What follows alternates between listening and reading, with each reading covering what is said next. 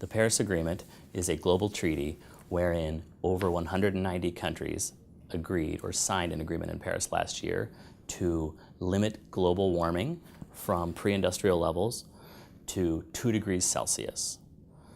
The treaty was created so that it would automatically enter into force after 55 countries, accounting for at least 55% of global emissions, ratified or acceded to the treaty. The treaty is also significant because it doesn't define what specific actions countries must take, or only that collectively they will meet this goal. And nationally determined contributions is the mechanism by which countries will make domestic policy actions to collectively achieve this target.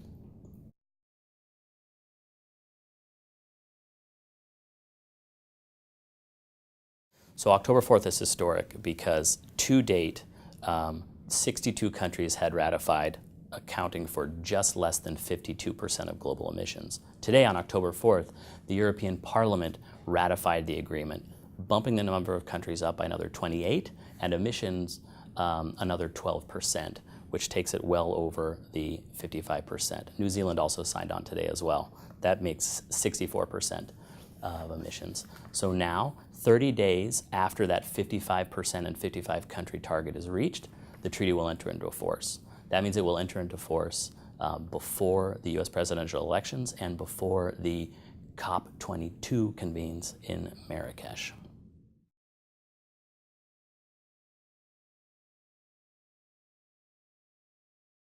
That's, again, a huge accomplishment, but there is, in many ways, the hardest work still to be done. As I mentioned, those INDCs is really where the rubber hits the road.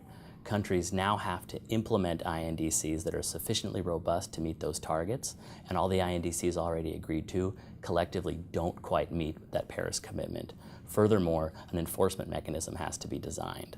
So we'll look forward to Marrakesh, where we'll see not just this meeting of the parties, but also the first meeting of the members to the agreement. So